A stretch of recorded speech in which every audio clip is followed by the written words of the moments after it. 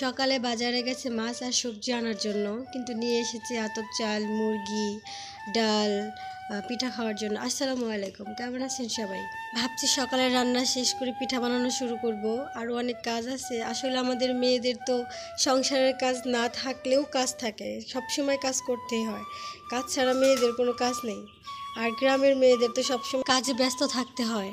আর এই তো চালগুলা ঢেলে নিচ্ছি, ঢেলে নিয়ে আবার ধুয়ে পরিষ্কার করে ভাঙাতে দিতে হবে।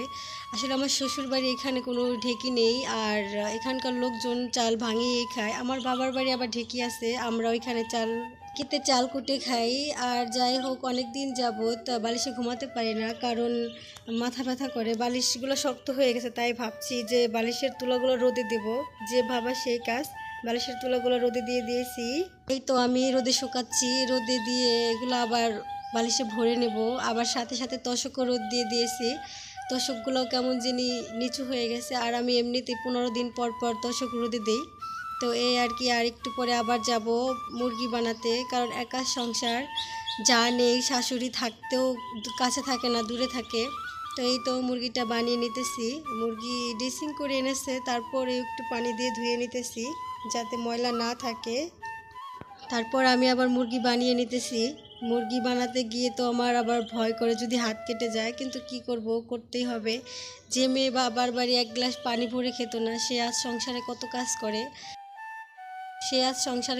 করে। আমার পরিবারের মানুষও দেখে বলে আমাদের মেয়েটা কত কাজ করে। আর শ্বশুর বাড়ি একরকম আর বাবার বাড়ি একরকম। বাবার বাড়ি মনে চাইলে বসে থাকা যায়, শুয়ে থাকা যায়, কিন্তু শ্বশুর বাড়ি তো সেরকম না। মেয়েদের জীবনটাই এরকম, মেয়েদের বাবার বাড়ি একরকম জীবন কাটে আর শ্বশুর বাড়ি এসে আরেক রকম জীবন কাটে। যাই হোক, আমি চেয়েছিলাম আমার শ্বশুর বাড়ি ভরা থাকবে, সব থাকবে, শ্বশুর থাকবে, শাশুড়ি, দেবর, ননাস, ভাসুর। তো সেরকম কিছুই হয়নি। আমার দেবর নাই, ভাসুরও নাই, আর 2টা নন্দে ছিল, তাদের বিয়ে হয়ে গেছে। এখন আমি একাই, কাজও আমাকে একাই করতে হয়। আমার শাশুড়ি আমার কাছে থাকে না, ওনাদের কাজের ক্ষেত্রে ওরা দূরে থাকে। তো আমাকেই সব কিছু করতে হয়।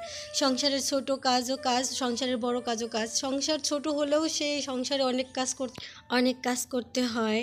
যাই হোক, এখন আমি সব বাটা মশলাগুলো বেটে নিতেছি, কারণ ফ্রিজে আগে থেকে বেটে রাখলে পরে ফ্রিজে রাখলে ওগুলো মজা লাগে না, তাই যখন কাটা তখন বাটাই ভালো। ওই যে বললাম আমি একা, তাই সব কিছু আমাকে একাই করতে হয়। ধোয়া, বাটা, রান্না করা, কাটা সব কিছু আমাকে একাই করতে হয়।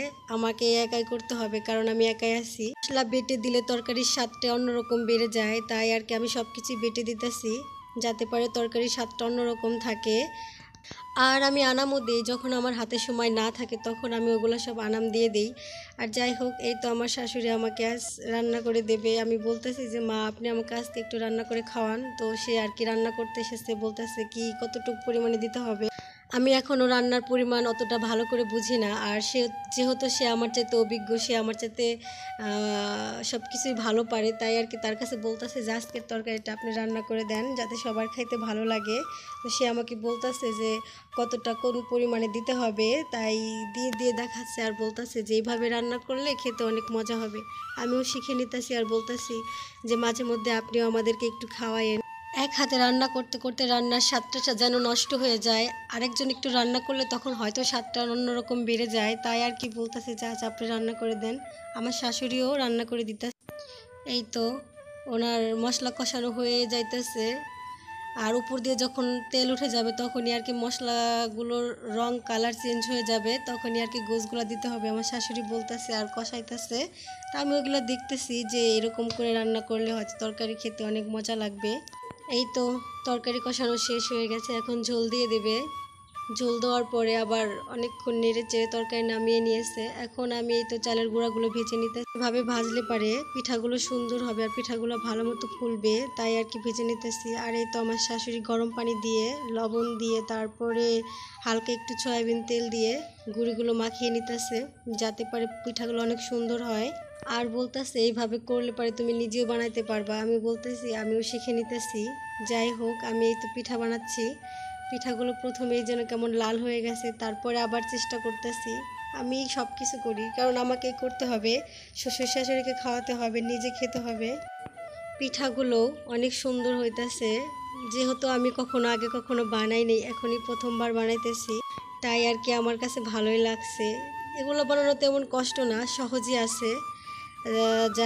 এই তো পিঠা বানানো হয়ে গেছে, আর এই তো আপনাদের ভাইয়াকে আমি খেতে দিয়েছি। আজ ভিডিও এই পর্যন্তই, আবার দেখা হবে। আল্লাহ হাফেজ।